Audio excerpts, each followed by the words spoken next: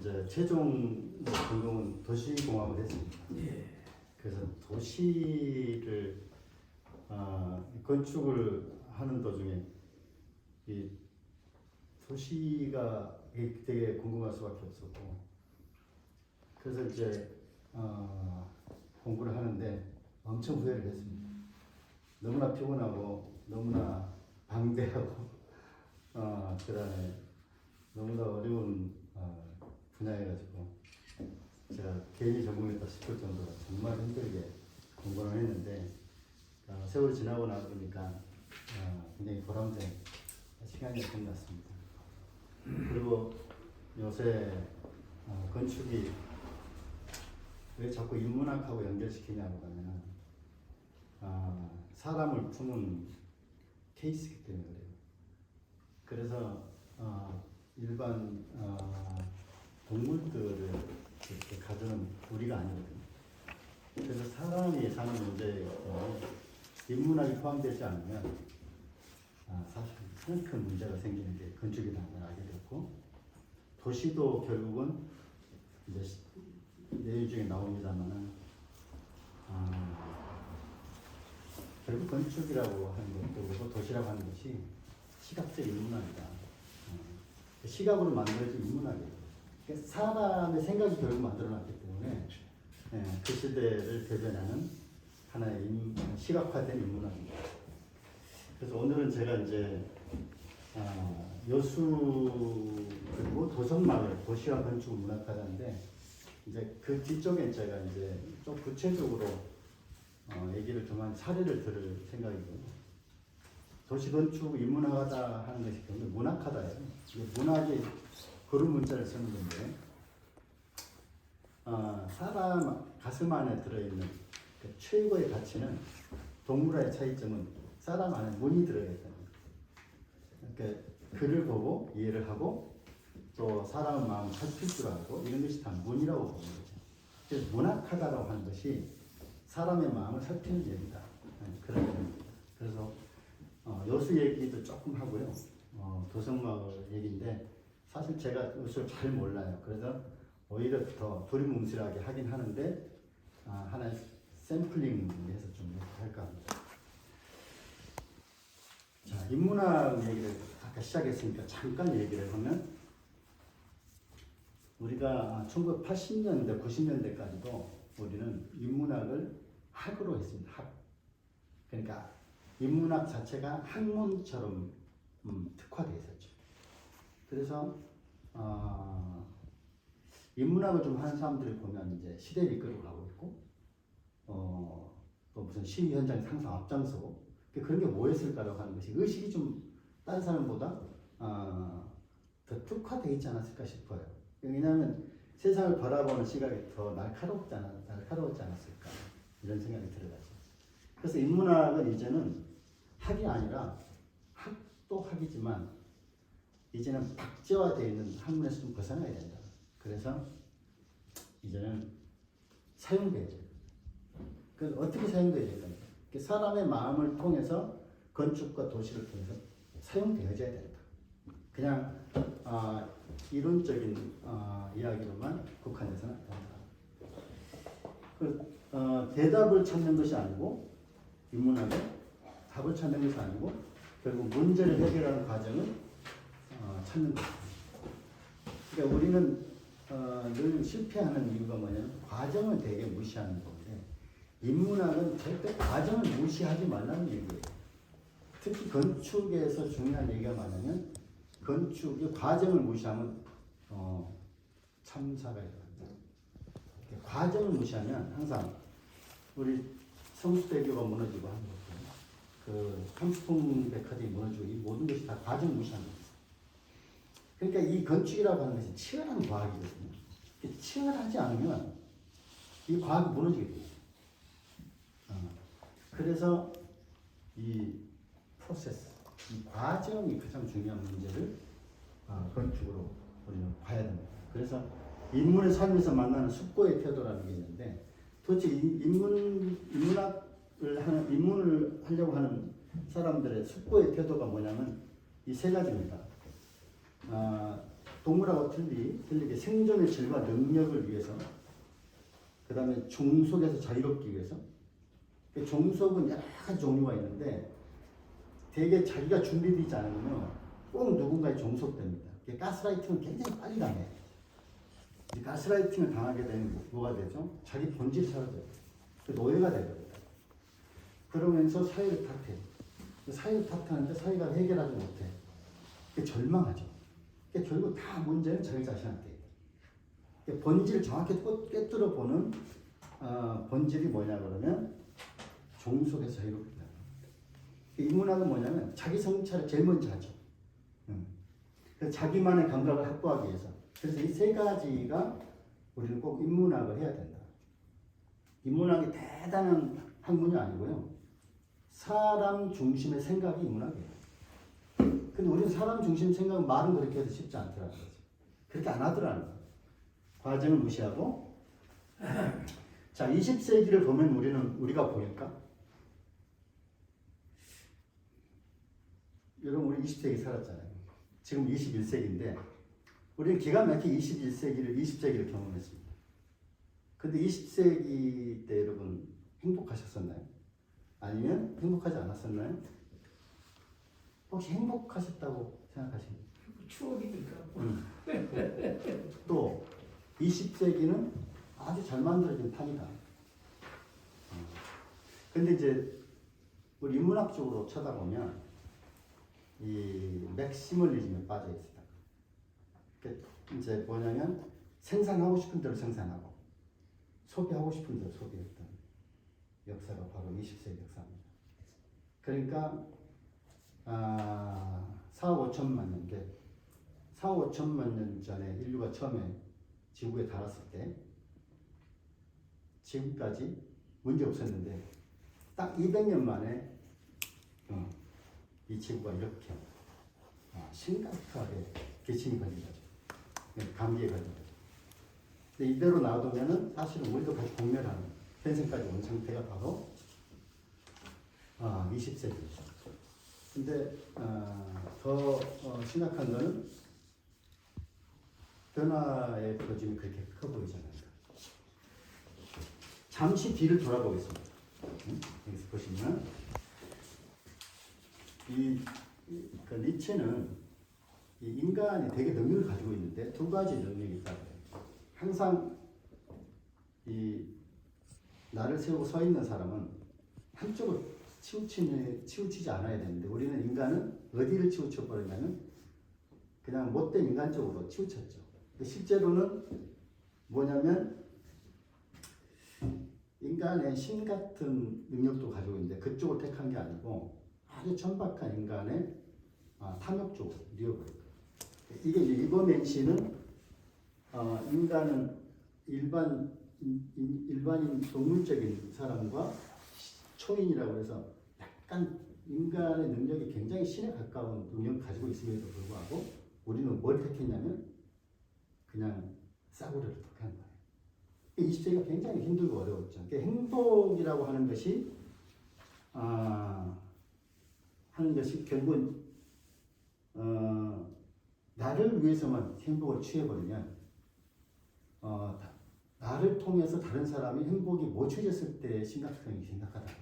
20세기는 대부분이 그랬었다는 거죠.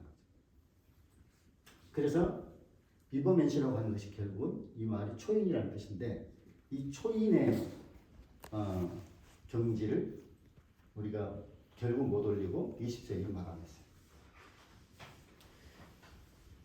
이제 제가 참 좋아하는 그 노신이라고 하는 사람이 쓴 아큐 정전이 있습니다.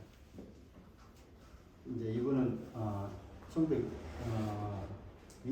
30년에 세상을 떠나셨는데 이 사람이 한 날이 굉장히 가슴에 와닿죠. 여러분 혹시 시간이 나시면 아큐 정전이라는 책을 한번 꼭 한번 읽어보세요. 책이 나와 있어요. 읽어보시면 우리가 아까 제가 얘기했던 인문학에 빠진 상태에서 세상을 살다 보니까 이 아큐라고 하는 이 주인공이 처참하게 자기가 왜 사인을 해야 되는지도 모르고 자기가 왜 총살당하는지도 모르고 죽어요. 이게 뭐냐면 자기 주장이 없으니까 계속 끌려가면서 계속 하루를 마무리하죠. 그 하루가 마무리가 뭐냐면 나는 오늘 잘 살았어. 인생이란 다 그런 거지 라고 말을 한단 말이에요. 인생이란 다 그런 거지. 누가 나를 한 대 때릴 수도 있겠지. 그러니까 어떻게 돼? 계속 뒤로 밀려나잖아요. 결국은 쓰레기처럼 버려서 나중에 총살당하는 거예요. 그러니까 본인이 사인을 하라고 해서 사인을 한 이유도 몰라요. 글씨를 써본 적이 없고 배운 적이 없습니다. 그래서 이 중국의 비겁하고 나약성을 얘기한 최고의 작품이에요. 이게 누구 얘기냐면 우리 20세기 초의 얘기지만 사실 알고 보면 우리 얘기. 노예 근성을 동양에서는 최초 얘기한 사람이에요. 노예 근성. 누가 얘기냐면 이 니체도 노예 근성 얘기했거든요. 이렇게 과정을 챙기지 못하는 사람은 무조건 노예 근성에 빠지게 돼 있고 결국 당하게 돼 있다. 그래서 그 정신승리라고 해요. 정신승리. 근데 매일 나는 정신승리로 승리해. 내가 이겼어. 근데 계속 나는 지고 있거든. 그러니까 인간이 상대방이 나쁜 게 아니고요. 본인이 챙기지 못하면 상대방이 나를 결국은 너희로 만든다는 거예요. 그럼 남 탓할 일이 없다는 거죠. 자, 20세기에 발견된 셀프인간. 보시면 우리를 도우라고 기업돈 국가를 발명했는데 그런데 왜 그것들을 위해 우리는 생명을 희생하냐. 이게 유발 하라리의 그 책에서 나오는 말입니다. 그러니까 호모데우스 미래의 역사라는 책에서 뭐냐면은 20세기는 사실 자본주의에 엄청난 성장이 있었어요. 자, 그거는 누구를 위해서 만들었냐면 인간을 위해서 기업을 만들었는데 인간을 이용당하고 결국 인간이 이 돈 때문에 쓰러져 버린 거죠. 그러니까 우리는 이 사실을 모르고 살고 있거나 알고 살고 있거나 그냥 살아왔어 20세기.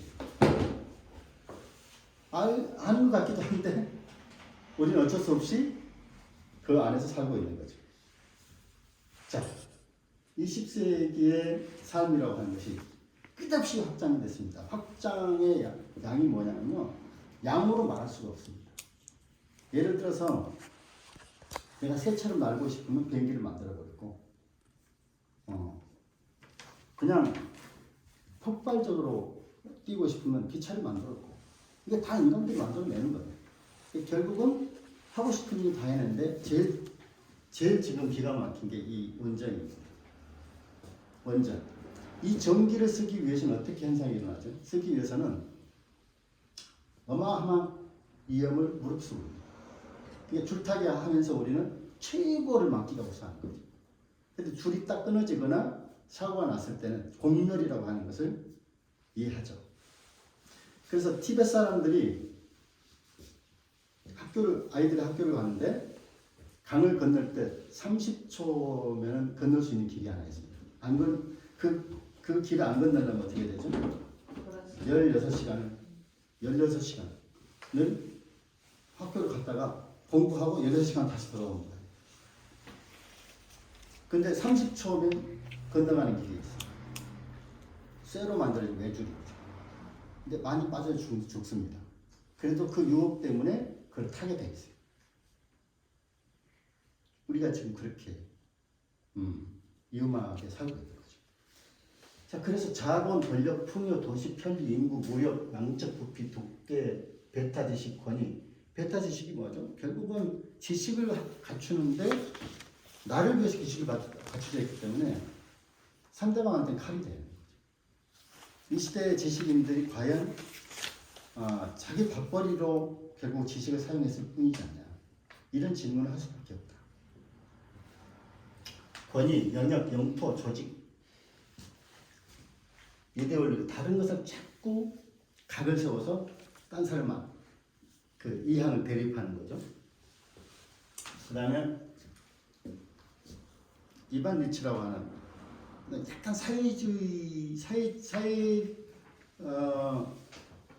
비판의 가장 핵심에 선 이 근대 철학자가 바로 이반 리치입니다. 이 사람은 이렇게 얘기합니다. 사회가 풍요로울수록 사람들은 불구된다. 그러니까 문명이 편리한 도구들은 장애인을 위한 목발과도 같다. 근데 뭐냐면 지금 굉장히 편리한 것 같지만 사실 알고 보면 계속 나는 맛있는 설탕을 계속 먹고 있는 거예요. 굉장히 편리하죠. 맛있고. 그 편리함이라고 하는 결국은 현대인의 동일심. 현대인들은 편리하지 못하면 견뎌낼 수가 없어요. 왜? 편리하게 살았습니다. 생산하고 싶은 대로 생산하고 소비하고 싶은 대로 소비했으니까요. 편리함, 서비스는 결국은 뭐죠? 어마어마한 금액을 지불하고 있습니다. 지금 여러분 자기 집에서 임대료를 내지 않고 사는 이율이 몇 프로 같아요? 실제로 자기 이 소유의 그러니까 임대료를 지불하지 않는 사람이 40%밖에 안 됩니다. 그러니까 40%밖에 안, 이게 40%만 이제 40%가 넘는 숫자가 결국은 다 임대료를 내고 있죠. 임대료를 내고 있다는 뜻이 뭐죠? 내가 주인으로 살고 있지 않는 거죠. 나는 계속 지금 누구를 위해서도 그렇고 나를 위해서도 그렇고 또 모양새도 그렇고 이 모든 것을 다 위해서는 내가 돈을 지불할 수밖에 없는데 그 지불을 위해서 나는 밤낮이 일할 수밖에 없다. 지금의 경쟁 교육의 결핍을 가르친다.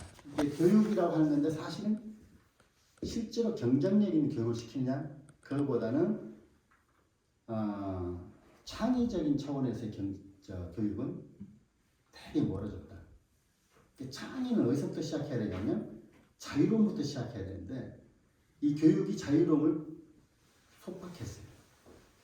속박하니까 어떻게 되냐면 자유를 몰라요. 그러니까 창의가 나오지 않아요. 그러니까 우리나라 학생들이 외국에 나서 공부는 잘하는데 사실은 졸업했을 때 그게 성과들이 안 나오는 이유가 뭐냐면 공부를 위한 공부를 한단 말이에요. 근데 실제로 수업 과정에서는 서양 애들이 훨씬 한국 애들보다 못해요. 말도 버벅거리고 하는데. 그런데 중요한 논점을 가지고 던질 때는요, 굉장한 논리가 적용합니다. 어마어마한 논리를 가지고 있어요. 이건 뭐죠? 처음부터 성적 위주로 공부를 안 했기 때문에. 그러니까 중요한 이슈가 나타날 때 어떤 사람보다 정확하게 그 말을 지적해내고 논리로 표출합니다. 이게 뭐냐면 창의적 교육의 결과. 자, 우리 한번 스펙이라고 하는 걸 다시 고민해 볼게요. 학교 내에서 성적에 의한 의대화, 그 다음에 시험을 반복적으로 치는 과정에 인간의 능력, 소량만. 교육을 많이 받은 사람일수록 자신 태도를 항상 형성한 스스로 몰입한다. 학교에서 평가를 위한 측정, 특히 수량적 측정은 반드시 교육의 이상과 같이 형성합니다. 수량적 측정. 줄 세워서 몇 점 이상의 합격, 이게 뭐냐면 수량적 측정인데 이게 교육의 이상 가치를 분명히 형성하게 되어 있습니다. 지금 국회에 계신 굉장히 대단하신 분들 다 공부 잘했던 사람들이잖아요. 근데 실제로 가슴을 열고 다시 쳐다보면 정말 국민을 위해서 가슴을 열고 일하고 있냐는 게 의문이 크잖아요. 뭐 공부 못한 건 아니었잖아요. 공부 잘했던 사람들이. 근데 정말 죽음 앞에서 아니다라고 덤비는 사람들은 꼭 공부 잘한 사람은 아니더라는 거예요. 그 교육이 무슨 의미가 있냐는 거예요. 인간을 위해서. 아까 제가 인문학이라는 얘기, 인간을 위해서 그럼 또 교육이 무슨 의미가 있냐는 거예요. 결국 머리 좋은 사람들이 세상을 다 차지했다는 얘기죠. 굉장히 불만스럽죠. 자, 20세기 라이프, 솔직한 후소. 솔직하게 한번 우리 다시 담론을 나눠봅시다. 우리 소비자로서의 삶을 살았습니다. 소비자로서. 우리는 계속 소비할 수밖에 없어요. 미친 듯이. 왜? 그렇지 않으면 살 수가 없잖아요. 자, 마트가 우리 코앞에 났잖아요. 마트. 과거에는 우리가 필요한 식사를 하려면 장날에 5일 장날에 가서 수십 킬로를 걸어서 그래서 들고 와서 그거를 장을 담든지 하든 또 요리를 해서 그리고 우리 어머니들이 우리를 먹였습니다. 그때 그 음식의 소중함이 어마어마했죠. 지금은 전부 다 팩으로 만들어진 것들이 층층이 쌓여있고 층층. 할 게 없는 거예요. 할 게. 다 층층이 쌓여서 우리 코앞에 갔다 오죠. 근데 그것도 불편하다고 그래. 나가기가. 바로 코앞인데도. 대부분의 사람들은 병원의 고객으로 태어난다. 교육 수요자로서 학교를 다닌다. 집이라는 상품의 소유자로서 평생을 산다. 인생의 절반은 상품을 만들어내는 노동자로 살고 집은 노동자를 밤새 보관해둔다. 우리가 솔직하게 고민 한번 해보자는 거예요. 저는 아파트에 집에 들어가 자는 시간이 한 6, 7시간 빼고는 전 밖에서. 그러니까 그거 집이 아니라 어떻게 보면 그냥 숙소? 여관? 아니면 기숙사 같은 느낌. 우리 그렇게 특히 아파트에서 살죠. 왜? 지금 20세기에 살던 사람들은 노동과 그 다음에 생업에 내몰려 있기 때문에 어떻게 되죠? 집은 사실은 잠자는 곳으로 전락됐죠. 과거에 아버지가 계셨던 곳, 어머니가 계셨던 곳, 따뜻한 눈길이 있었던 곳, 마당이 우리를 맞이해주고 때로는 마당에서 우리는 그 고추가 마르는 가을에 마당을 볼 수는 없습니다. 아버지가 사라졌죠. 어머니도 사라졌고 그냥 슈퍼마켓의 개념하고 똑같아진 거죠. 자, 적당이라는 것은 스테블리. 여러분 제가 대학 다닐 때 고등학교 다닐 때 그 영어 단어 외울 때 스터블 적당하게 스터블하다. 그래서 스터블리 이렇게 제가 외웠던 기억이 나요. 적당하다. 적당하다는 게 뭐냐면 인간이 가장 행복할 때가 뭐냐, 약간 적당할 때라는 거예요. 너무 완벽하면 못 견딘다는 거예요. 너무 완벽하면 한치도 오산이 없다는 거예요. 그러니까 휴먼 스케일이냐 그냥 스케일이냐. 그러니까 휴먼 스케일은 약간 유도리가 있어요. 적당하죠. 그때 사람이 좀 편안해. 그러니까 내가 우리 이민식 회장을 만날 때마다 편하다는 느낌이 들어가는 이유가 뭐냐, 적당히 편하게 해주시거든요. 뭘 따지질 않아요. 그러니까 따지지 않는다는 얘기는 뭐죠?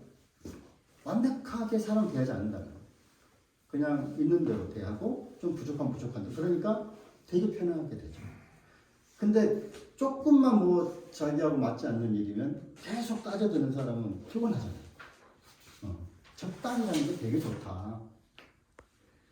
자, 우리는 건축에서 이제 이런 그림을 많이 우리는 봤을 겁니다. 이 그림은 뭐냐면 우리가 시골 풍경의 과거에는 전부 다 그냥 이렇게 살았어요.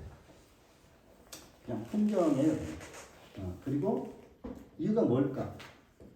적당히 비웠거나 적당히 채워져 있어요. 그러니까 완벽하게 뭔가 칼로 자르듯이 여기서부터 여기까지 내 땅 이거 없어요. 그전에는요, 땅 자체가 그냥 형님 땅, 동생 땅이다 보니까 대충 건너도 아니고 대충 돌아다니도 아무 문제 없었단 말이에요.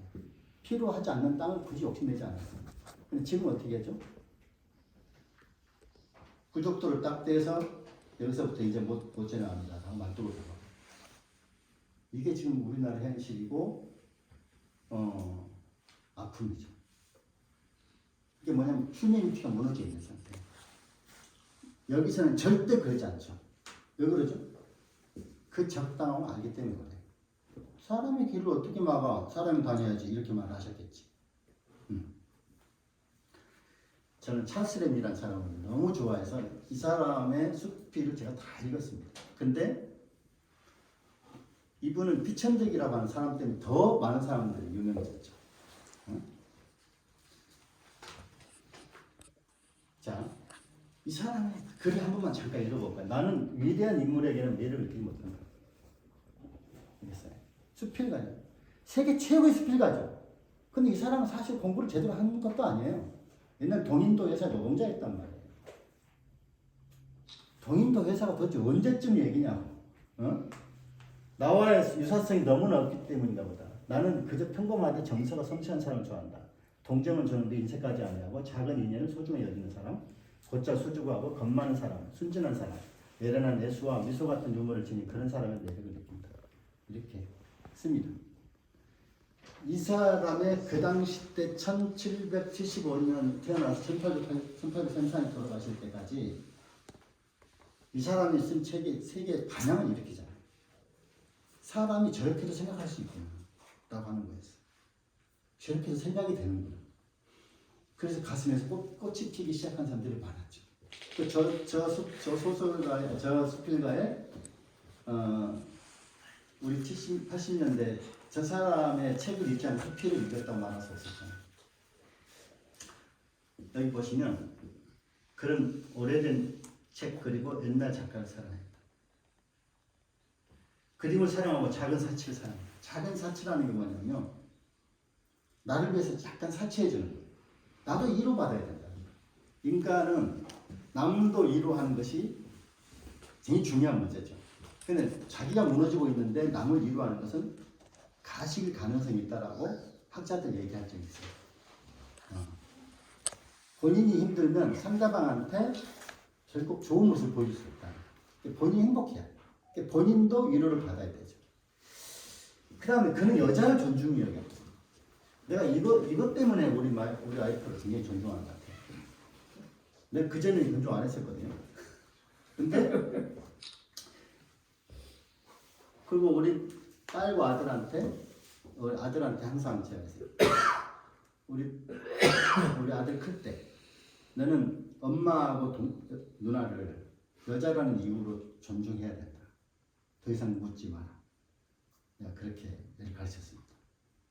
근데 지금은 자기 와이프한테 너무 잘하고 지 엄마한테 너무 잘하고 지금 누나한테 너무 잘해요. 그게 행복이잖아요. 그는 그의 수필 현대에 있어서 여성에 대한 예의에서 이렇게 말합니다. 이게 굉장히 중요한 얘기예요. 사람에게서만 존재하는 행복한 양보와 삶을 노래했다. 사람에게서만 존재하는 행복한 양보. 자신의 아이는 없으면서 모든 아이를 사랑했고요. 어린 굴뚝 소재들도 사랑했고 그들이 웃을 때는 그도 같이 웃었다. 그게 어린애 같은 심정을 가진 게 결국은 누구한테 행복을 주는 거예요. 자기도 행복하지만 상대방 행복을 주더라는 거죠. 자, 건축은 언어로 시작합니다. 자, 건축은 언어로 시작한다는 이 조건이 왜 이 전제를 깔았을까요? 언어는 서사이고 문학이다. 자, 건축은 왜 서사이고 문학이냐? 서사는 인간이 만들어 놓은 모든 기록물을 서사라고 해요. 인류가 생존하면서 만들어 놓은 모든 기록물을 서사라고 해요. 서사시가 뭐예요? 서사시. 딱 기록을 할 만한 뭐 시대를 적용하거나 이게 서사시라고 그러잖아요. 건축이 그대로 남아있잖아요. 지금 2000년, 3000년 전에 건물이 그대로 있지 않습니까? 그럼 사용하고 있잖아요. 유럽에 가면. 그대로. 서사잖아요, 서사. 그들의 언어를 볼 수가 있고, 그들의 모습을 볼 수 있죠. 태도를 볼 수가 있고, 그들이 사용한 흔적을 볼 수가 있죠. 그래서 건축은 언어로 시작한다. 이 말이 뭐냐면, 하나 예를 들어볼 거예요. 야, 나 집 하나 갖고 싶어. 근데 동쪽으로 큰 창을 내고 싶어. 그리고 남쪽으로는 바다가 보였으면 해. 이게 다 문학입니다. 문학 아니에요? 그리고 집에서 쓰는 모든 글은 다 문학일 수밖에 없죠. 왜? 인간이 살고 있기 때문에 거기에 얽힌 많은 추억과 이야기가 다 문학입니다. 그래서 문학을 이게 문학이 결국 생각인데 생각의 결과가 건축이에요. 건축과 저는 문학, 제가 그 현업에 있을 때 제가 특강을 한 내용이 건축은 문학하다 했었어요. 실제로 문학 작품들을 통해서 제가 건축을 얘기한 적이 있습니다. 자, 왜 문학하자고 하는 건지 다시 한번 조금만 더 짚고 넘어갈게요. 수졸이라고 해요. 수졸. 조람을 지킨다. 그러니까 위대함을 지키는 게 아니고 내가 조금 부족한 적당함을 지킨다는 거예요. 수졸. 멍졸하다, 좀 부족하다, 둔하다, 어리석고 약간 부족해. 그래서 뭐냐면 개환, 남야제, 수졸, 귀원전.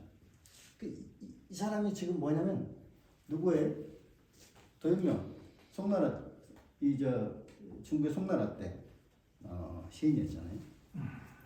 기거 원거 고향으로 돌아와서 이 뜻이에요. 그러니까 남쪽 들반 한 끝을 읽으면 내 분수를 지금 살려고 전으로 돌아왔다.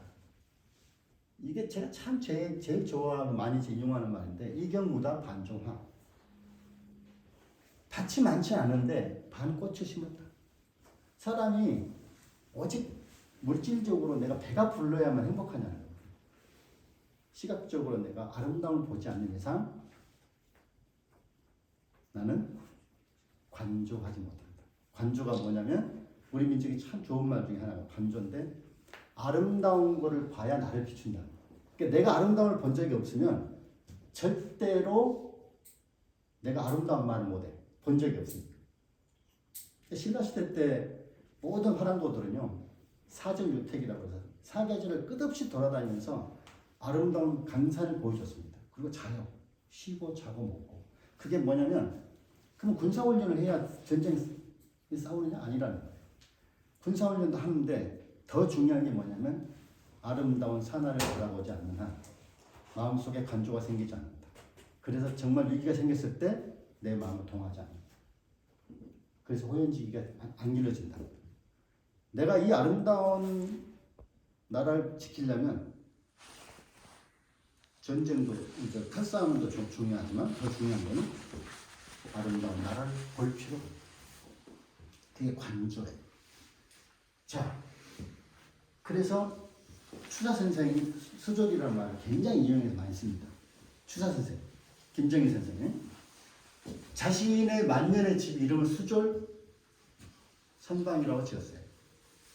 만년의 집을 자기 이름을 수졸 선방. 뭐죠? 분수를 지키면서 사는 집 이렇게 집을 지어요.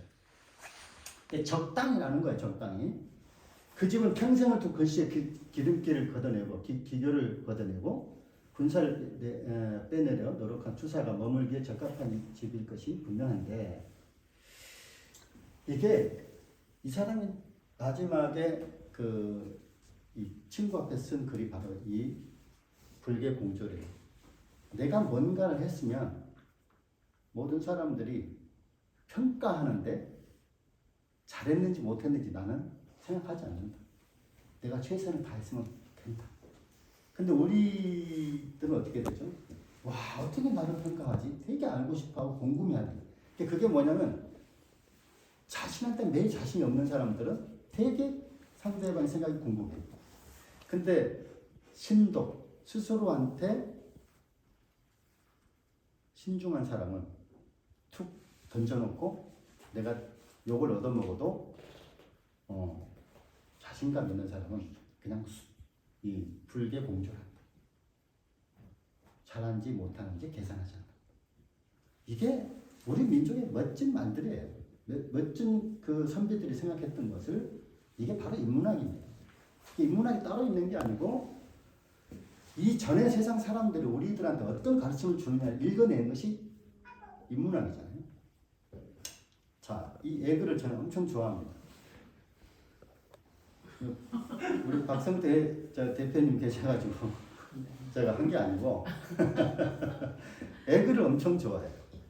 이게 제가 이거 없으면 어떻게 밥을 먹어요? 삶은 계란도 예술이고. 근데 이 기가 막힌 계란이 안에 샘물이 들어있어요. 도시와 건축은 시원하던 인문학이다. 그런데 이제 여수하고 우리 이제 여수하고 그 도성마을 얘기를 하겠습니다. 자, 다시 여수를 바라보다. 여순 사건, 도성마을 이 두 가지인데요. 저는 이 여순 사건에 대해서 되게 관심도 많을 뿐만 아니라 그냥 닥친대로 이렇게 책도 보고 닥친대로 그 자료를 봤어요. 그리고 그 전에 이제 제가 여기 내려오기 전에는 서울에서 여순 사건이 뭔지 도대체 내가 고등학교 때 내 의식을 강탈당한 그 반란 사건이라고 하는. 저는 입에 달린 게 반란 사건이었거든요. 그래서 여수 순천 사람들은 다 싸가지 없는 새끼들만 사나보다. 나는 이렇게 생각했단 말이죠. 얼마나 무서운 강탈이에요. 의식의 강탈이에요. 한심한 거지, 한심한 거죠. 응? 그래서 줄탁 동기. 이 줄이 안에서 그 병아리가 깨야 되고, 탁이 뭐냐면 어미닭이 쪄주고 이 두 가지 줄탁 동기. 그것을 하지 않으면 저 계란은 저 안에서 골주. 그러니까 나오지 않으면 이제 생명이 죽는 겁니다. 그러니까 스스로 나오지 않으면 안 된다. 나오게 돼야 되잖아요. 나와야 되잖아요. 그래서 이제는 뭐냐면 그것을 자양분 삼아서 꽃으로 피한다. 저는 이 생각을 꼭 하고 있습니다. 근데 우리만 아픈 게 아니고 전 세계에 많은 아픔들이 있습니다. 이름 말할 수 없이 아픔들이 있습니다. 제노사이드라고 해요. 제노사이드. 응? 인종청소까지 어마어마한 일을 자행했고요. 여러분 더 이상 말할 게 없는 나치 당의 히틀러의 행태부터 시작해서 어마어마한 일들이 있었지 않습니까? 근데 그들은 어떻게 그걸 해결하고 하는지를 제가 사례를 보여주려고 해요. 그래서 저는 에그 갤러리가 왜 의미가 있냐면 이런 도성마을에 하나의 알고 했는지 모르지만 어떻든 깨고 나오도록 만든 거예요. 만든 상황이에요, 이게. 뭘로? 문화와 예술을 통해서. 문화와 예술은 사람을 건드리지 않거든. 감정을 칼로 베지 않거든. 그러니까 문화와 예술로 끌어나오니까 사람들이 나오기 시작합니다. 이게 어마어마한 일이거든. 그러니까 절탁 동시를 한 겁니다. 그래서 제가 에그 갤러리가 엄청 의미가 있고 제가 오늘 이 자리가 굉장히 의미 있는 거라고 생각합니다.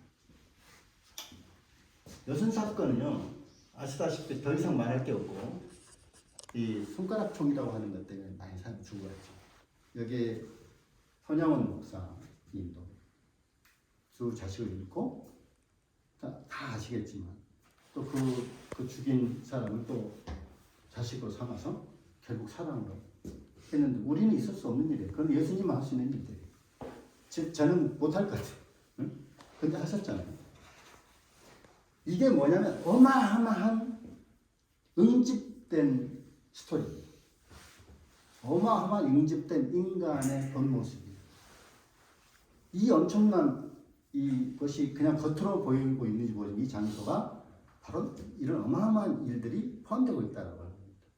그래서 이 언젠간 튀어나오게 돼 있다. 이게 양현주 작가가 제가 여기서 강의를 듣고 제가 이렇게 쓴 건데 현재와 마주친다. 마주쳐야 당한다. 아주 그 중요한 지적을 한 거예요. 그러니까 우리는 과거의 흔적들을 그냥 덮어놓으면요, 우리 후세들이 또 부끄러워해요. 그럼 우리가 벗어나지 못하면 계속 부끄러운 후세들한테 물려주고 가는 겁니다. 그게 아니잖아요. 왜 부끄러워야 돼요? 왜 우리는 슬퍼만 해야 돼요? 그래서 이제 침묵하고 있는 지금 살풀이 수준의 위로를 우리는 벗어나야 된다. 이게 이제 제가 여수 담론의 정점의 시대에 도달했고, 이게 지금 뭐냐면 정점의 시대에 도달해서 이미 이제 정부에서도 인식을 했고, 여순 이제 반란 사건에서 여순 사건으로 이제 의식의 이렇게 그 표현의 변화가 됐고요. 그 다음에 광양 순천 여수에서 계속 지금 이 소위원들을 통해서 위원회를 통해서 계속 지금 발굴해내고 그 다음에 그 현상들을 드러내면서 하려고 하는 움직임이 보입니다. 근데 한번 보시면 인간의 모습은 항상 이양대립이라는 게 있다. 자, 이양대립은 뭐냐면 여기 보시면 형식적 질서는 뭐냐면 비었다 가득 차다.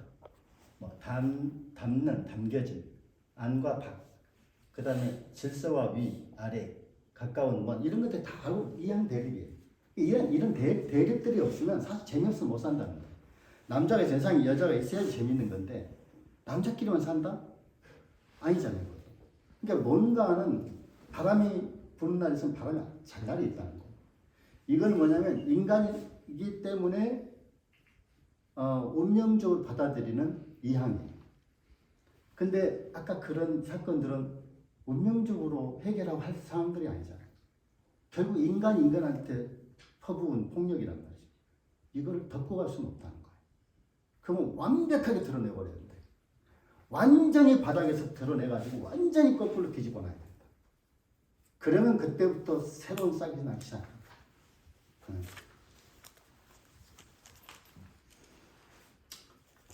혹시 여기가 어딘 줄 아세요?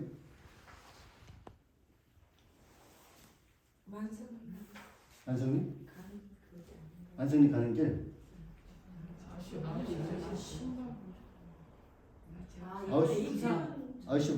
아이슈비츠, 폴란드에 있는. 저는 그 도시 탐방 때문에 제가 아이슈비츠를 다녀왔거든요. 들어가자마자 이게 보입니다. 그 수용소를 그 교실처럼 막아놓은 빡빡하게 넣어있는 거. 어떤 곳은 신발만, 어떤 곳은 가방만, 어떤 곳은 소지품들 싹 채워놨어요. 그냥 눈물이 안 나는 사람들은 가슴에서 계속 눈물을 흘리고 지나갈 수밖에 없어요. 갑자기 푹 내려앉아요, 사람이. 내가 그 시대에 태어났으면 저렇게 자유로웠을까? 인간의 폭력이 얼마나 대단한 거냐. 얼마나 기가 막힌 거냐. 이게 600만 명을 죽인 이 홀로코스트의 현실입니다. 이걸 보여준 이유는 뭐죠? 신발 벗으세요. 자, 목욕하러 갑니다. 다 죽은 거잖아요. 그러니까 다 벗어놓은 걸 그냥 그대로 모아놓은 거예요. 그 당시 때는 최고의 신발이 뭐였죠? 가죽이었으니까. 재료가 다 가죽이었으니까. 그때는 플라스틱이 없었을 때니까.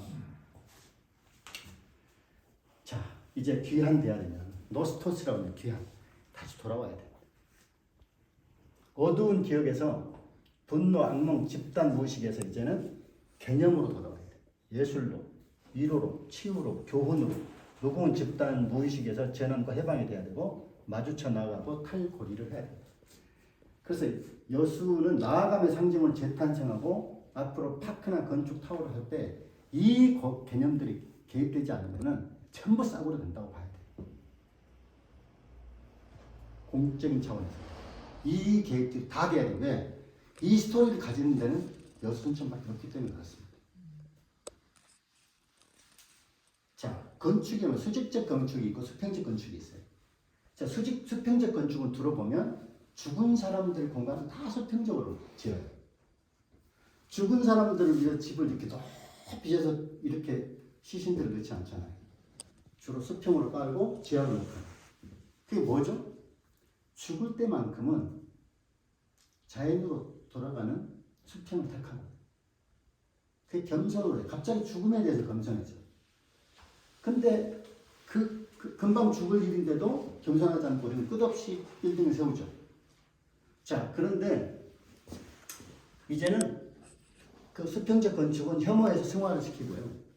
수직에서 수평으로 만약에 가게 되면 먼저 간 사람을 기억한다는 것은 반성과 미안함이 있다. 그래서 모두를 이롭게 한다.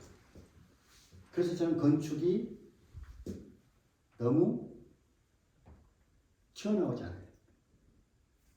너무 높은 것이 뭐냐면 최선은 아니라는 거죠. 어쩔 수 없이 할 필요는 있겠지만, 할 때도 있겠지만, 자, 혹시 이 말을 들은 적이 있습니까? 혹시 이 단어를 들은 적이 있어요? 이게 바로 야드바셈이라고 하는 이스라엘의 홀로코스트 뮤지엄이 있습니다. 거기에 써인 말. 용서하고 싶겠어요? 솔직히 말해서 이게 용서한다는 뜻이 아니거든요. 어쩔 수 없으니까 말은 이렇게 하지만 가슴속에 한 번도 잊지 않겠다는 거죠. 그러나 잊지는 말이 이 말이 어마어마한 반향을 일으키죠. 자, 야드바셈 홀로코스트 뮤지엄이 굉장히 유명한 전시관입니다. 이스라엘 가시면 이 전시관 한번 가보시면 돼요. 이게 지금 기차에서 내려서요. 아우슈비츠에 기차에 내려서 지금 방으로 들어가기 전에 대기 상태입니다. 그러니까 갈 때 어디 가냐면 다른 데로 이동하기 위한 거라고. 잠시 쉬었다 간다고. 이 계획을 누가 세웠죠? 아이히만이라고 하는 사람이 세웠습니다. 근데 아이히만은 결국은 재판 넘길 때까지 자기는 잘못한 게 없다라고 하고 세상을 떠났습니다. 그러니까 인간의 죄와 죄가 아닌 것의 차이가 손등과 손바닥 차이가 없다. 이렇게 하면 죄가 돼버려요. 그만큼 우리는 죄를 가볍게 생각해요. 내가 시킨 것이 아니니까 히틀러가 시킨 거를 내가 죄를 받아야 되냐고 말해요. 근데 21세기는 그런 사람도 죄를 받아야 된다는 거죠. 왜? 20세기 살아봤으니까. 자, 이제 건축들이, 그림들이 나옵니다. 자, 보세요. 에드바센의 건축입니다. 전부 수평적이죠. 그리고 거의 숲이에요. 그리고 어마어마한 진정성이 들어가 있습니다. 이게 뭐냐면은 그 전 세계의 메모리얼 뮤지엄의 표본이에요. 이거 하나하나를 제가 너무너무 이야기를 많이 하고 싶은데 시간이 너무 없으니까 일단 그림으로 보시고요. 실내 분위기들입니다. 지금 여기에 다 죽은 사람들인데 이분들을 양이 너무 많아서 다 할 수가 없죠. 그래서 기록에 있는 사람만 저렇게 붙여준 거예요. 자, 이게 쌍둥이 빈돈. 여러분 잘 아시죠? 약간 공감해 보시죠. 되게 당당하죠? 대단하죠? 이가 무너지기 전까지는 미국의 위세가 어느 정도 있습니까? 세계를 집어삼키고도 남을 만한 파워와 돈에 집중했었죠. 자본주의의 천박함이 싹 거기 집합되어 있는 상태. 그냥 제 말로. 여러분들은 그래 안 할 수도 있어요. 애프터는 이렇게 됐습니다. 이게 뭐죠? 이게 메모리얼 홀이 됐어요. 그 자체가. 이 두 개가, 이 구멍이 두 개 이렇게 모여진 상태. 이게 이제 기념관이 된 거죠. 보시면 뭐가 있죠? 아무것도 없죠. 처음부터 만약에 이런 개념이었으면 절대 공격 안 당하죠. 왜냐하면 공격 목표를 세운 게 뭐죠? 은자의 미학이 없잖아요. 자꾸 미국이 자꾸 튀어나니까 그냥 공격 대상이 제일 높은 곳으로 세우고 핵심을 띄어줘야 돼요.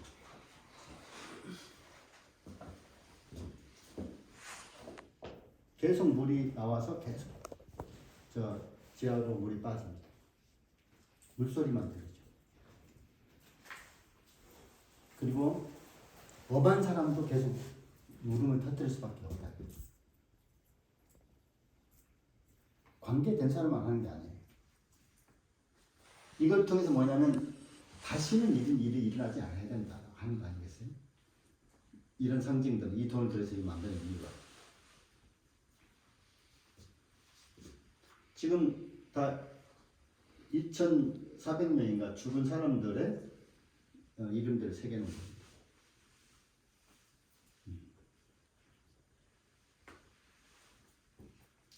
자, 내부가 이렇게 생겼어요. 지하로 들어가면. 자, 밤이 되면 거꾸로 다시 하늘을 향해서 영혼의 빛이 나갑니다. 이제 사람은 살아내야 됩니다. 빛은 형태는 가지고 있진 않지만 이미지를 가지고 있죠. 영혼하고 똑같죠. 죽었지만 희생된 사람들을 위로해 주는 겁니다. 저게 쌍둥이 두 개가 빛으로 다시 기둥이 됐죠. 빛의 기둥. 여기서 한번 보시면 버짓이라고 하는 사람이 있어요. 버짓. 이 사람이 이 BC 29년 19년에 그 로마 사람인데 이분이 이런 말 하죠. No they shall erase you from The memory of time. 아무도 그날의 길을 기억해서 당신은 지울 수 없다. 이 사람 그 시에 나온 말이에요. 그걸 그대로 여기다 박았습니다. 그게 뭐죠? 로마가 전쟁을 통해서 많은 국민들이 죽고 군인들이 죽었잖아요. 도대체 왜 죽어야 되는지 모르겠다. 서로 너무 부족자다. 그 시대나 지금은 똑같잖아요. 달라진 게 뭐냐면 인간의 욕구에서 변할 게 없잖아요. 똑같아. 자, 이거는 뭐냐면 다니엘 리베스킨드라고 제가 참 좋아하는 건축가인데 이 사람이 독일 자체 아니 우리나라 같은 뭐냐면 일본의 이 한국 침략 침략 기념관을 만든 거하고 똑같아. 일본에다가 그 독일 애들은 이런 홀로코스트 뮤지엄이 한두 개가 아니에요. 도대체 이렇게 왜 할까 하는 거예요. 다 까발려고. 내가 잘못했으니까 와서 다 봐. 그리고 앞으로 절대 그러지 않을 거야. 라고 선언한 거예요. 그러니까 위대해지고 독일이 다시 급부상하고 있는 거잖아요. 아니 패전국이라고 말할 수 없을 정도로 지금 나라가 안정되고 튼튼하잖아요. 그 이유가 뭘까 도대체? 솔직함. 인간에 대한 솔직함. 미안합니다. 그래서 이 뮤지엄을 이렇게 설계한 거예요. 다니엘 리베스킨드라는 사람이 내부의 건축인데 이렇게 내부에 칼집을 냅니다. 칼집. 이게 뭐냐면 사람한테 상의했던 느낌을 그대로 건축에 표현하는 걸작이에요. 내부가 이렇습니다. 이게 보시면 개념 전시의 표본이 답을 주지 않고 질문을 던지는 전시 방식이에요. 여기 뭐냐면 어떤 말도 써 있지 않습니다. 근데 바닥에 보면 이 쇳덩어리가 다 전부 사람 얼굴이에요. 이거를 전부 다 조각을 해서 다 던져놓은 겁니다. 그리고 우리는 나도 모르는데 문을 열고 딱 제가 거기를 이제 안 갔겠습니까? 딱 들어갔는데 그 철문이 한 3, 4m 되는 철문이 내가 문 열고 들어왔는데 뒤에 쿵 하고 닫힙니다. 그때 뭐냐면 가슴이 철렁 내려앉아요. 나도. 그리고 저렇게 컴컴하고 저 빛이라고 천정이 있는데 내가 올라갈 수 없는 장소가 있는데 이 사람들이 그랬을 거 아니겠냐는 거예요. 그때 순간적으로 그걸 느꼈어요. 그래서 저는 최고의 전시다라고 생각했어요. 그게 개념 전시예요. 개념을 이해하는 시기예요. 여기는 어딜까요? 이 베를린에 있는 홀로코스트 파크예요. 메모리얼 파크입니다. 자, 이 베를린은 한가운데입니다. 자, 보시면 이게 묘지예요. 우리나라 같으면 이게 현실적으로 가능할까요? 불가능한 일입니다. 님비 현상이라고 해요. 님비. 자, 그런데 놀라운 일이 벌어집니다. 자, 하늘에서 보면 이렇게 만들어지죠. 옆에서 보면 이렇게 이런 모습을 보이죠. 이게 화강석 하나씩이에요. 화강석 하나씩. 이 죽은 사람의 숫자로 생각하시면 돼요. 근데 여기에는 영혼만 있을 뿐이 실제로는 시신은 없죠. 상징이죠. 이 사이사이 사람들이 계속 찾아왔죠. 그래서 전 세계의 지도자들이 독일에 오면 항상 이 자리를 들려서 참배를 하고 떠납니다. 그러니까 뭐가 되죠? 스티븐 홀이라고 하는 건축가가 이걸 계획을 했는데 전국에서 받아들여요. 이게 도대체 뭐냐 이거죠. 이게 뭐냐면 아까 제가 얘기했잖아요. 가슴이 아프고 슬픈 일을 빨리 드러내서 빨리 승화시켜야 돼. 그리고 모두 알려야 된다. 그래야 다시는 이런 일이 벌어지지 않게 해야 돼. 이게 그 뜻을 가지고 있는데 무슨 무덤을 우리나라 같으면 여기다가 무덤을 갖다가 여기다 놓느냐부터 시작해서 굉장히 심각한 일이 벌어지죠. 그러니까 사회적 성숙도로 따지면은 우리는 불가능할 것 같아요. 근데 독일은 해냈습니다. 자, 가장 어두운 곳에 가장 밝은 곳은 이건 도성화가 얘기를 잠깐 또 해볼게요. 감히 20세기 인간의 존엄성을 말하다. 인권을 대하는 20세기 사람.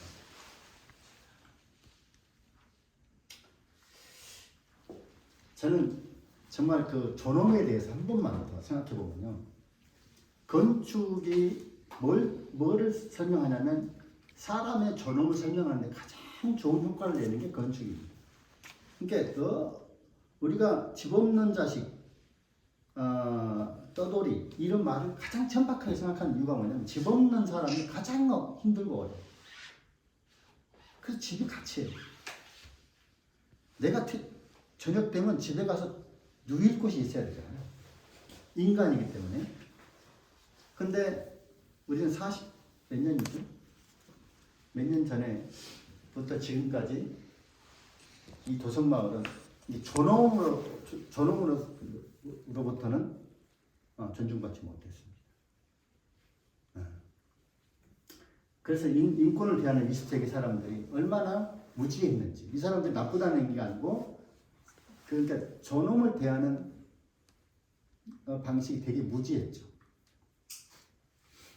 오래된 도시와 건축은 이야기를 품고 있다. 저는 이 도성마을은 어마어마한 이야기를 품고 있다. 제가 얘기했지 않습니까? 그냥 제가 옥상에서 이렇게 다시 바라보고 사진을 좀 찍었는데, 옥상에서 바라본 것만 해도 보이지 않아도 느낌이 있죠. 왜냐하면 삶의 흔적들이 있으니까 이야기가 다 만들어지죠. 계속해서 스토리를 만들어내지 못하는 도시는 소멸되어 버립니다. 이게 도시계획에서 한 사람들의 학자들의 말입니다. 외국 사람들은 여수를 본토보다 돌산, 화양면, 여수산은 풍광에 빠진다. 이유가 뭐냐면 본토는 갑자기 뭘로 변하고 있냐면 자본이 바꾸고 있어. 근데 이 외부의 느낌들은 그냥 옛날 풍광을 가지고 있는 사람들은 오히려 여수의 본 모습을 거기서 본다고 그래요. 그러면 도시에서 흔적을 지우는 건 사람들이 가서 어머니를 지우는 일이다. 발터 베냐민이라는 이제 제가 공부할 때 가장 연구를 많이 했던 분이 바로 독일의 도시인상학자 발터 베냐민입니다. 이분이 뭐냐, 어머니를 지운 거예요. 그러니까 있는 것이 그것이 뭐냐면 지문이라고 하는 건데, 이 지문을 지워버리면은 갑자기 어머니가 사라져버려요. 순간적으로. 그래서 굉장히 공허감이 없다는 거예요. 저는 옛날에 나주에 살았는데 어느 순간 제가 외지를 갔다 왔는데 어느 순간 공업단지인가 뭐 산업단지가 돼가지고 마을 자체가 싹 없어져버렸어요. 그 공허감은 이루 말할 수 없어요. 거기에 팽나무, 아이들랑 놀았던 소나무 밑에부터 개울가가 다 사라졌어요. 그때 거기에는 뭐가 포함되어 있었죠? 어머니, 아버지가 포함되어 있었죠. 자, 새 것은 이야기가 만들어지지 않는다. 절대 새 것은 이야기가 없습니다. 그러니까 이야기는 뭐냐면 어디서 나오냐면 다 곰삭은 것에서 나와. 그래, 재밌어. 곰삭지 않으면 무슨 이야기가 재미있냐고. 너무 번지를 하니까. 자, 도성마을 전경입니다. 제가 이 그림을 보는 순간 어떤 생각이냐면 이게 안동 하이마을 같은 이렇게 물이 휘휘 돌아서 이렇게 나가는 바다가 이렇게 리아시식 해안처럼 되는 여수밖에 없잖아요. 신안이나 뭐 이 정도. 근데 실제로 이 장소는 뭐냐면 그림상으로 보면 그냥 숨겨놓은 문화의 공터라고 생각합니다. 문화의 공터. 그래서 순서만 잘 지키면 이 지역민들과 최고의 상생의 가치를 만들어낼 수 있다. 이 사례를 제가 보여드릴 거예요. 지금 그림상으로 이렇게 보이죠. 얼른 보면 무슨 산업단지 같아요. 응? 공장 같고, 그렇죠? 지금 바로 옆에 있는 건물이죠. 자, 여기 보시면 남아프리카 공화국입니다. 여기는 빈민들이 살고요. 여기 부자들이 살고. 이 길 하나를 두고. 그러니까 이 사람들은 이분들이 없으면 못 살아요. 이유가 뭐죠? 노동력이니까. 노동이 필요하죠. 노동. 어마어마하게 필요하죠. 근데도 이 사람들 혐오합니다.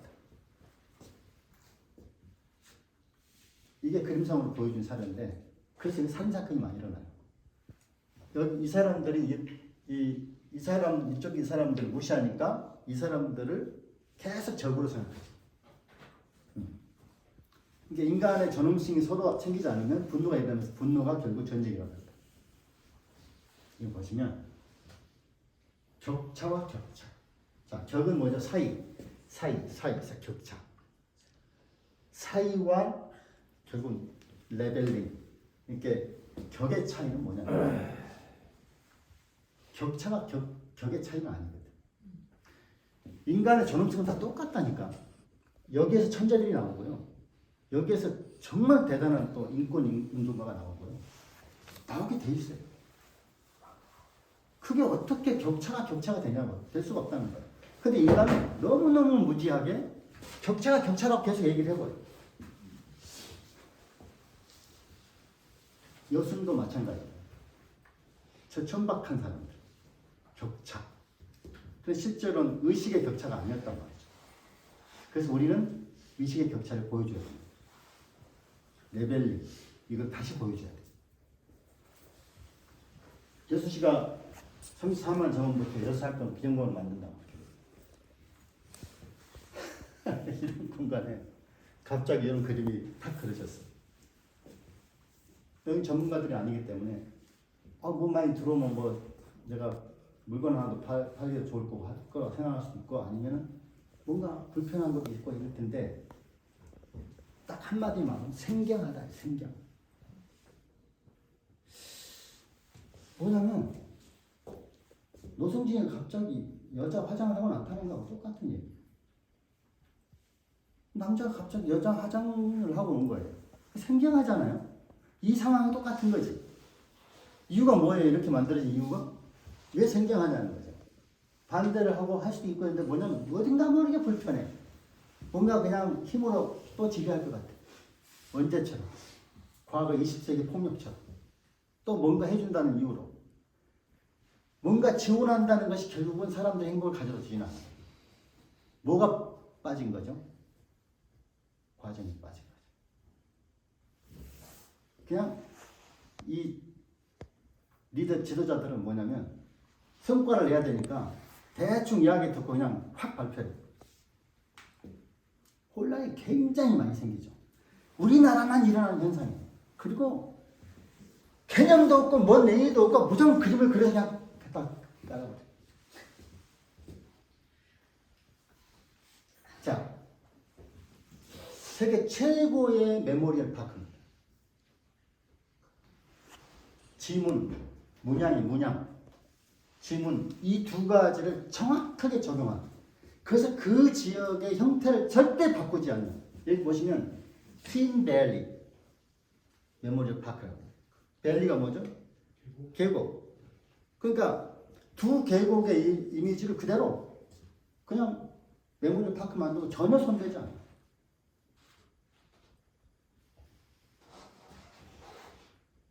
저런 고민을 했냐는 거예요. 지문과 지문에 대한 고민을 했느냐요? 안 했잖아요. 도시 전문가한테 물어본 적이 있냐 이죠? 물어보지 않았을 거란 말이죠. 그냥 용역 줘가지고 그림 그려버렸단 말이죠. 용역비가 얼마나 되겠어요? 저기 수의계약 하려면 2천만 원 이하로 해야 돼. 그럼 2천만 원 이하 가지고 그 연구 용역하면 어떻게 되죠? 2천만 원은 아침에 하는 거예요. 그럼 현장 갈 시간도 없어. 끝까지 제출하고 말아야지. 부끄러운 거예요. 왜? 도대체 2천만 원이라고 하는 수의계약이 도대체 무슨 의미냐는, 도대체 어떻게 그런 제도가 만들어졌냐.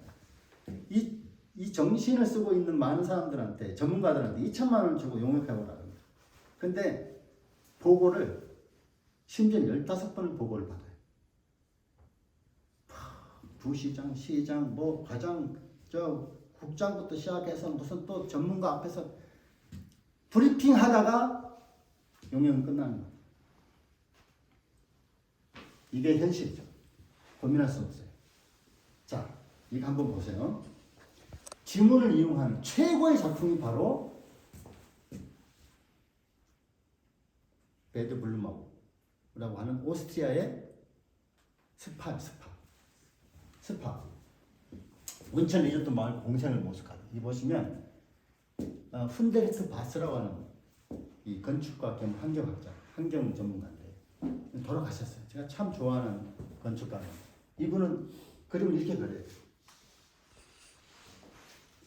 그래서 바로 이 똑같이 우리 도성마을처럼 외면당하고 쓰레기장이었고 한 30가구 사는 아주 재미없는 동네를 이렇게 만들었는데 그 사람들이 처음에는 똑같이 생경했을 거 아니겠어요? 근데 처음부터 이런 그림을 보여준 게 아니고요. 훈데르트 바스라는 최고의 건축가한테 이거를 의뢰를 하죠. 사업자가. 자, 그래서 그림을 이렇게 그리고 그 다음에 공생하는 방식을 먼저 다 준비를 한 다음에 5년을 설득합니다. 그래서 여기에 이것이 만들어지면 모든 이 고용 창출, 그 다음에 생산물들을 전부 다 그 마을에 쓰는 걸로 계약을 하죠. 그리고 3대, 4대가 같이 일해요. 이제 아버지도 일하고 할아버지도 일하고 아들도 일하고 손자도 일하고 여기서 600명이라고 숫자가 근무를 해요. 그러니까 소득이 얼마나 늘어나냐면 6배가 늘어났어요. 소득. 원래 살았던 사람은 소득 6배가 늘어났다는 공생의 컨셉이죠. 그리고 원래의 도시의 형태를, 지문의 형태를 깨뜨리지 않고 이렇게 설계를 했죠. 이 설득입니다. 이게 과정이에요. 자, 보시면 30년 가구 거주 시골 마을 건축가 훈데르트 바스가 정권을 이행해가지고 자연과 하나 되고 그림 같은 도시 탄생한 유럽 각지에서 연간 15만 명이 찾아오고 숙박시설에 마을 재배 농축산물을 제공하고 지역 주민과의 윈윈 일을 나가고 쓰레기 매립장 후보 지역에 있는데 마을 주민들이 반신반의하고 평온한 마을을 불편하게 우려했는데 1997년에 개장했는데 정신이 있는 호텔 이드소 이게 얼마나 개념이 있는 호텔집이다. 면적 그쪽은 객실 320에 700명 수용하고 온천 마사지 테라피 치료 건강센터 노천 대책약체 그리고 이 마을 사람들은 무료입니다. 무료예요. 이게 뭐냐 그러면 상생의 컨셉이에요. 그리고 자연을 훼손하지 않고 천박하게 사용하지 않고. 그래서 유럽 사람들이 가장 좋아하는 스파 겸 숙박시설. 자, 이것도 보시면 생경하죠? 소각시설을 또 하겠다고. 여기다 계속 뭘 자꾸 만든다고 하는지 모르겠어요. 갑자기 소각시설 만든다고 그러면 여기도 반반 있을 거 아니에요. 저 앞에 공간에서도 저렇게 냄새가 오는데 이건 또 어떻게 하겠냐는 거죠. 이것도 생경하네요. 모든 지원이 다 마음을 살 수 있다는 착각. 마음 안으로 들어가는 과정을 생략했다. 과정을 생략한 거죠.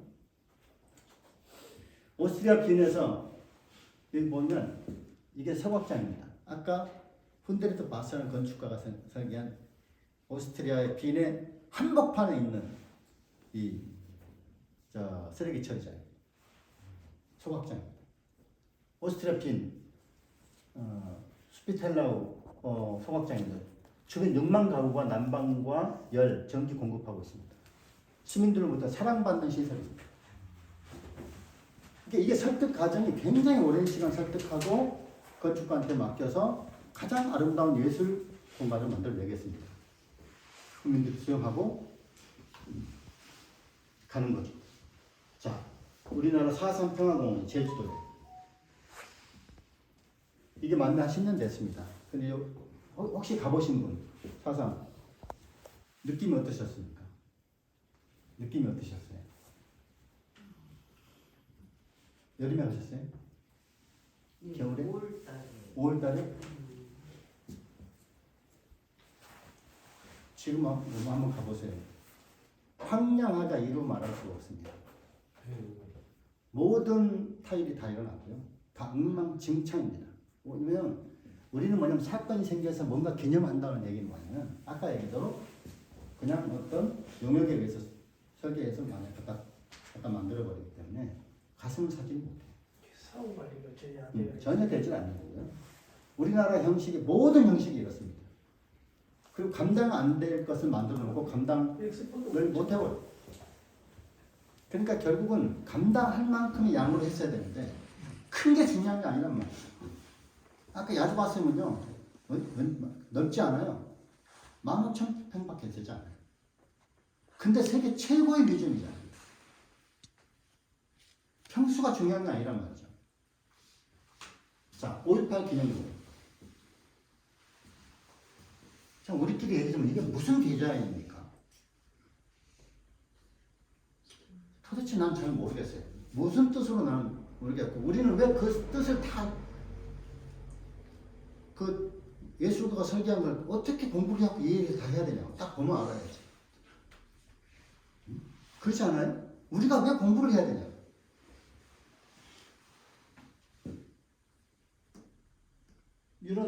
이런 조각들이 다 러시아 혁명당 같은 느낌. 자, 이게 여순 사건의 희생자를 이런 겁니다. 여순은 굉장히 지금 현재 그 당시 때 수준이었기 때문에 어쩔 수 없다 하지만 저는 정말 기가 막히고 기가 막힌 것 같아요. 그냥 우리끼리 얘기지만 이건 좀 빼주세요. 누가 보면 혼내니까. 자, 이거는요. 자, 한번 보세요. 이 칠레에 그러니까 아라베나라고 하는 건축가가 있습니다. 이 사람이 이 핫하우스라고 하는 컨셉으로 이 멕시코 지역에다가 이렇게 집을 짓습니다. 근데 설계를 이 사람이 한 거예요. 자, 뭐냐면 빈민촌도 어려운 사람들은 집을 지어주는데 정부에서 당선 자격이게. 왜냐면 하프 하우스는 게 반밖에 없다는 얘기예요. 이게 한쪽이 없어. 그리고 집을 지어주고요. 나중에 본인들이 열심히 살아서 이렇게 집을 완성합니다. 그래서 마을이 만들어져요. 이게 뭐냐면 삶을 이끌어가는 재미를 주는 거예요. 이게 뭐 인문학이에요. 근데 우리는 답을 갖다 탁 줘버린다. 답을 주는 방식이 내가 남한테 선물을 줄 때도 선물을 주는 사람 태도가 되게 중요하잖아요. 야 가져라 발로 차서 주는 거하고 틀리잖아요. 주는 방식도 굉장히 중요한 거예요. 근데 주지만 기분 나쁘지 않게 주면서 나중에는 삶을 이끌어가는 재미를 끌어내는 것이 건축가의 힘이고 건축의 힘입니다. 이게 인문학입니다. 다른 인문학이 아니라는 거예요. 사람을 위한 거고요. 사람한테 답을 줘버리면 그 다음부터 또 답을 달라고 그래요. 그럼 답을 어떻게 인간이 다 똑같은 답을 계속 만들어서 살게 해주겠어요? 그러면 누워서 계속 밥을 떠달라고 할 텐데 서 있으면 앉고 싶고 앉고 싶으면 눕고 싶고 인간이 그럴 건데 그래서 항상 한쪽을 비워주고 나머지 네가 해결하면 안 될까? 라고 하는 재미를 주는 거죠. 자, 이것도 한번 관심 있게 봐주세요. 콜롬비아 메데인의 기적이라고 해요. 신구 공전, 정주민의 작은 신구 행복이 먼저예요. 이분들도요, 시장이 3번 바뀌면서 이 정책이 안 바뀌었습니다. 이대로 끌고 갔어요. 자, 보세요. 도시는 어느 한 사람의 천재가 개발해서 안 된다. 한 방으로 그냥 그림 그려서 딱 놔버리면 안 된다. 그게 회화적 시선이에요. 자, 이게 엄청난 일이 벌어졌는데, 그 메데인의 콜롬비아는 굉장히 이 빈부격차가 심한 나라죠. 그 콜롬비아는 마약을 많이 만들어서 생산해요. 골치 아픈 나라죠. 근데 이 달동네가 굉장히 많죠. 근데 그 달동네를 어떻게 됐어요? 에스컬레이터를 달아줬다. 노천 에스컬레이터를. 그랬더니 그리고 도서관을 만들어주고요. 뭐예요? 다 문화를 떼어놓으니까 어떻게 되죠? 화가 안 나는 거예요. 자, 보세요. 도시행정의 노벨상이라 불리는 리콴유 세계 도시상을 수상합니다. 여기를. 리콴유가 누구예요? 싱가포르 수상이었잖아요. 이분이 이 상을 받아. 그 도시가. 자, 그 다음에 또 메트로를 갑니다. 그래서 이 주민들은 무료로 다녀요. 근데 여기를 여행 온 사람들은 여기를 비싼 돈으로 네트워크를 탑니다. 그 마을 도착하면 커피를 팔고 생필품을 팔아요. 그래서 먹고 살게 만들었어요. 이게 뭐냐 그러면 도시를 개발하는 방식이에요. 우리는 아파트를 지어버리면 어떻게 돼요? 아까 얘기했잖아. 어머니를 지우는 거하고 똑같다. 갑자기 풍광이 사라지고 지문이 사라져 버렸는데 스페인 도서관 공원을 만들어요. 자, 여기는 100만 명이 살고 있는 1제곱마일을 사는 거. 인도 뭄바이 다라기라고 하는 곳인데 이것이 뭐냐면은 최악의 빈민촌입니다. 인도에. 자, 그런데 지금 변화의 바람이 불고 있죠. 이렇게. 도시가 인간을 이제 바라보기 시작했다. 정부에서. 이렇게 변하고 있고요. 지금 이렇게 설계를 하고 있고 진행하고 있는데 굉장히 세계적인 관심을 가지고 있죠. 자, 2차 대전에 사용했던 전투기 활주로 독일.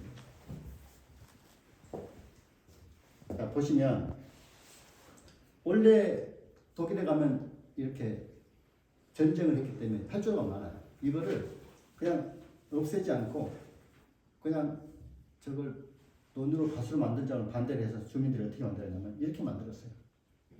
그랬더니 양쪽에서 풀이 나기 시작하고 이렇게 좋은 공원이 있는 것을 또 새롭게 만들어 놓으면 새로운 시설이 돼요. 돈 안 돼요. 흔적은 이때 개념도 있고 과거를 끌고 가죠. 그게 이게 100년, 200년 후면 바뀔지 몰라도 지금 마음은 그렇다는 거예요. 자, 일본 세토 제협에 보시면 예술 프로젝트, 이것도 이 과정을 제가 설명하려고 보여드린 겁니다. 이 과정이 뭐냐면요.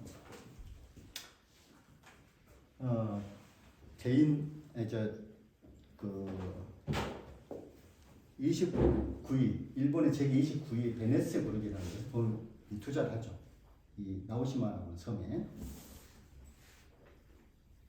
근데 성공 전략 컨처는 아트 컨처예요. 그래서 과거의 부정적 이미지를 전환시키고 MBTI라고 하는데 이거는 Most Beautiful Things in the World. 세계에서 제일 아름다운 걸 갖다 놓죠. 이게 다입니다. 저는 이 도성마을에 세계에서 여기 와서만 볼 수 있는 게 뭐가 있을까? 저는 의지만 있으면 가지고 있을 것 같아요. 그 이유를 한번 보시죠. 자, 세토우치, 우리가 부산 이쪽이면 세토우치가 요 사이로 들어온 이렇게 해요. 여기에 15개 섬들이 사이에 꽂혀 있습니다. 나오시만 여가 있고요. 이 나오시마를 중 15개 섬이 세토우치 비엔날레를 여는데 올해가 바로 비엔날 여는 시간입니다. 자, 여기 보시면 과거 200명이 했던 숫자가 지금 4,000명으로 늘어났고요. 그 나오시마 섬이 매년 70만 명이 방문하고 2012년 투자액 전액 환수, 10년 만에 전액 환수했어요. 투자금을 2016년에 베네스 그룹을 전년 대비해서 77.7% 매출 증가를 했죠. 기업의 이미지도 굉장히 좋아집니다. 문화를 다뤘을 때. 이걸 현실적으로 보여주는 겁니다. 그래서 영국 트래블러가 선정한 꼭 가봐야 될 세계 7대 명소로 나오시마를 택한 겁니다. 지금 보시면 하나 더 보시면 현재 나오시마 섬의 1인당 평균 소득은 가가와현 내 35개에 달하는 지자체에서 단연 1등이다. 가능하다는 얘기입니다. 문화가 그만큼 힘이 있다는 얘기입니다. 건축이.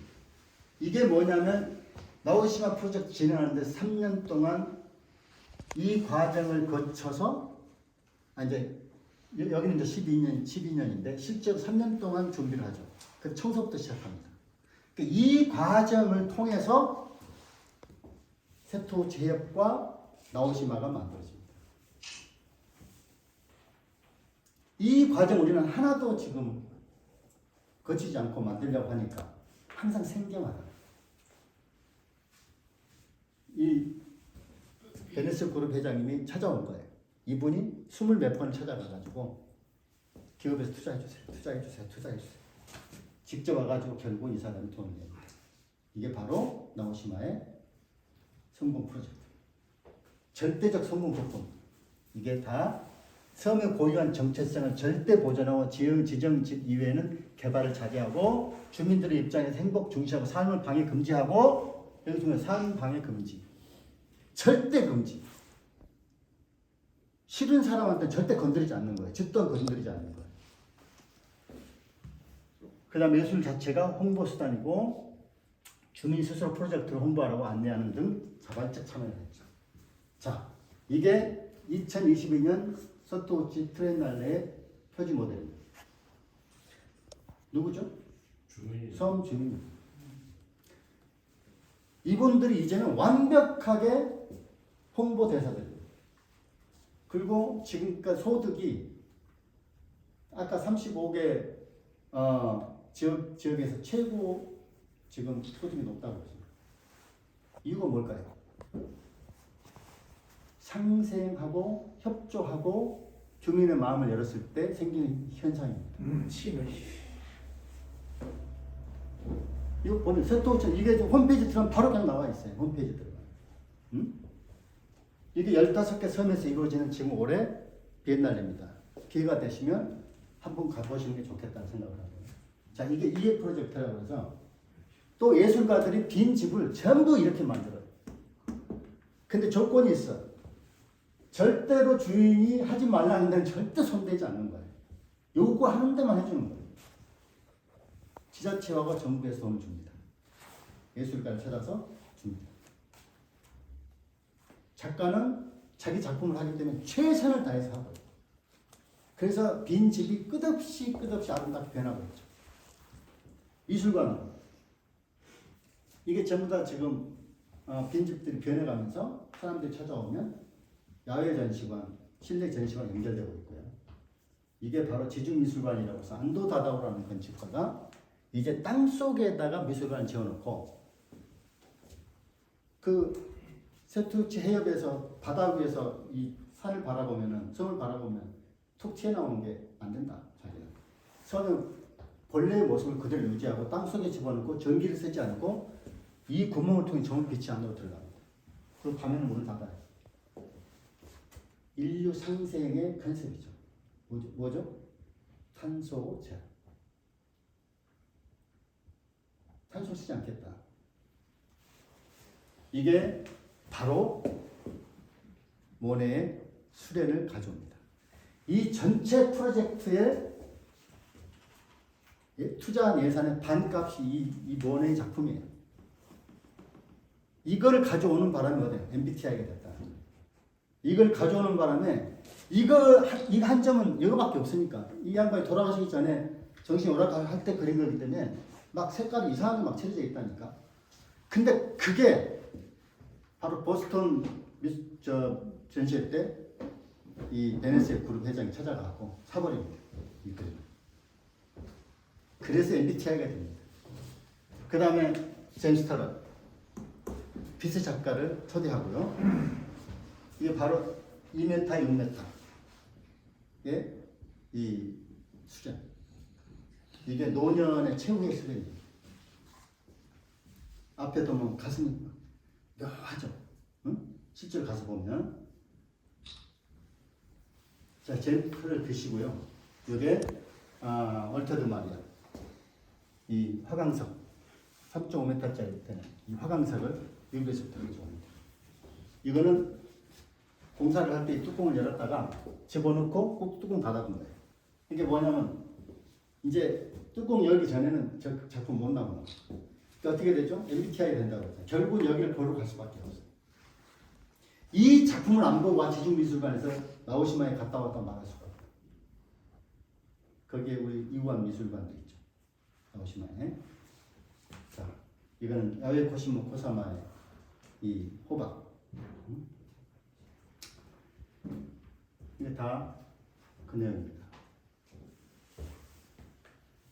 21세기 형식 추구에서 가치 추구의 변화.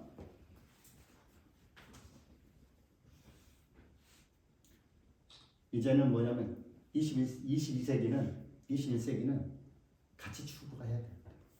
여기 모인 여러분도 저도 그렇고 의식의 변화가 있어야 돼요. 이제 사람을 아름답게 바라볼 이유가 있습니다. 이제 우리 자식들이 또 살아나야 되고 자식들이 다시는 그런 핍박에서 벗어나야 돼요. 그러면 아름다운 장소를 만들어 놓으면 사람 의식도 변하고 공간도 변하고 공간도 변하고. 자, 여수 정주자와 관광객이 서로 행복한 여수. 알고 보니까 해외 유명 해변 도시는 공통점이 뭐냐면요. 내가 다 해외 유명 해변 도시입니다. 다 잘 먹고 잘 사는 장소예요. 근데 저 기가 막힌 일은 섬이 없어요. 거기는. 우리는 해변 도시임에도 불구하고 365개나 있다. 굉장히 기회의 땅입니다. 저는 섬이 앞으로 굉장한 먹거리를 가져다 줄 것이다. 저는 그렇게 자신합니다. 남들이 가지고 있잖아요. 섬에 한번 들어가고 싶다 아시겠지만 제가 요새 한 달에 2번 섬에 가는 게 목표예요. 지금 제가 금오도 다녀왔고요. 사도 그 다음에 안도 응? 선죽도 당연히 얘기하려고 그랬죠. 제가 다녀오면서 뭐냐면 이야 내가 진짜 이 섬이 이렇게 아름다운지 나는 몰랐어. 그리고 그냥 인문학이다. 엄청나다. 이거는 어느 도시에서 가질 수 없는 어마어마한 자원이다 라고 생각합니다.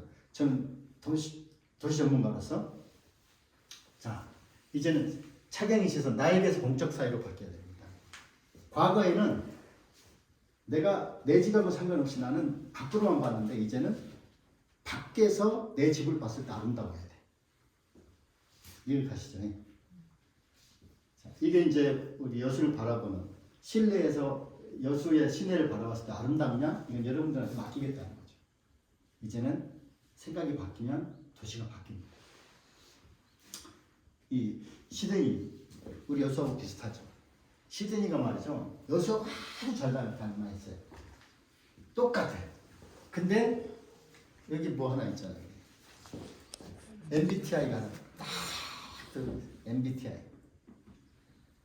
이거를 대신할 곳은 이게 우점이라고 하는 덴마크의 건축가가 설계했는데 심사할 때 제일 꼴찌갖고 이걸 못 집어넣었어. 늦어버렸어. 쓰레기통이 버리고 갔는데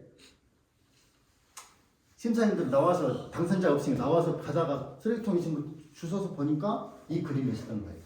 야 심사위원들 다시 들어와봐. 해가지고 당선된 작품이 이겁니다. 이 시드니 오페라 하우스는요. 건축가가 죽기 전에 이미 세계문화유산에 등록된 이게 생존자가 있는 상태 세계문화유산에 등록된 건 이게 처음이다. 이거는 시드니 오스트레일리아의 상징만 한 게 아니고 세계의 상징이에요. 혹시 여기 들어가서 공연을 본 적 있습니까? 저도 봤죠. 일부러 예약을 하고 내일 갈 때 예약해서 공연하고 그때 이제 저는 시립 그 관현악단 정규 연주회 때 제가 가서 봤죠. 제가 그 안에 스케치한 것도 있고 행복하죠. 자, 여수 발견. 자연은 직선을 만들지 않는데 여수는 직선이 없다. 그러므로 가는 곳마다 새로운 시선 선언할 수가 있다. 글로벌리즘이란 말을 하지 마라. 당연히 로컬리즘입니다. 로컬리즘. 오직 여수다움이 최고니까 뭐 세계 어떻게 고민하지 마. 원도심. 제가 그 무슨 호텔에서 올라가서 내려다 보니까 이런 모양이 보여요. 기가 막힌 거예요. 이런 이상한 거 몇 개만 빼고는 아주 느낌이 좋아. 이렇게.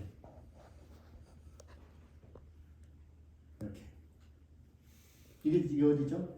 중앙동 쪽에 지금 이제 상권이 지금 무너져 있는 상태죠. 이게 또 기회입니다. 자, 무자극 사회. 아까 제가 얘기한 이건 자극이 없잖아요. 자극하잖아. 큰 간판이 우리 위협하지 않아요. 횟집이 나를 유혹하지 않습니다. 스스로 들어가게 만들죠. 이게 하슈타트, 오스트리아에 있는 하슈타트 아시죠? 여행 가면 항상 오스트리아 가면 들리는 곳이죠.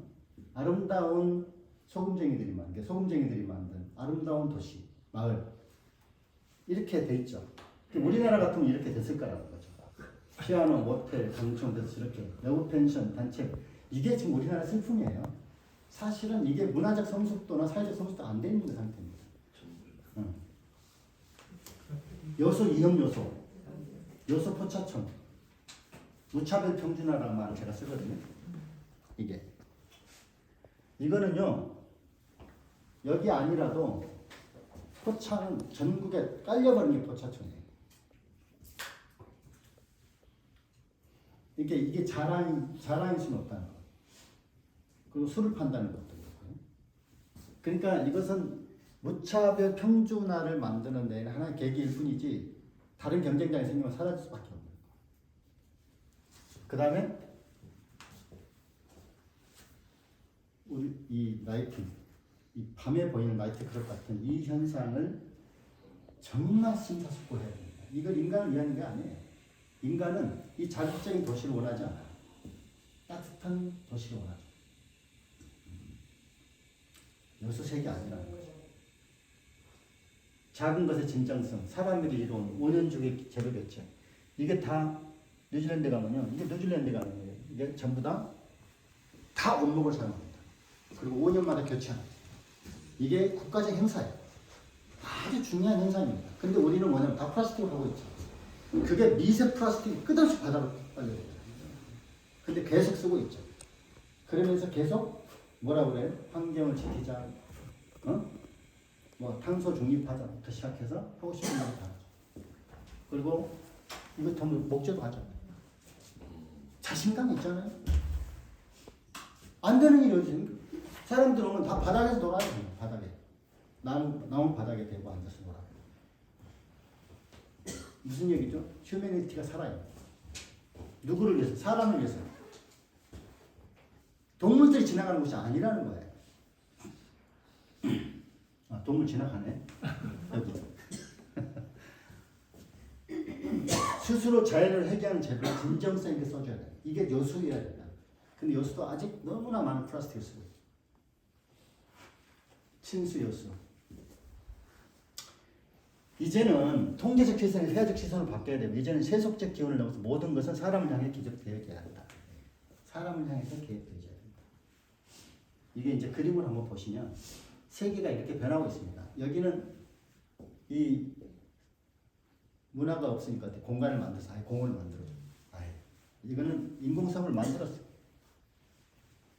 그 정도로 사람의 허파가 필요하다. 마음의 허파가. 이렇게 만든 겁니다. 그리고 여기 보시면 자극하지 않고 굉장히 안전하게 만듭니다. 해변을 다루는 방식입니다. 이런 방식들이 다 해변을 다루는 방식이에요. 횟집들 다 없앴습니다. 그러니까 그 해변가를 누가 돌려주냐면 사람들은 돌려주는 거예요.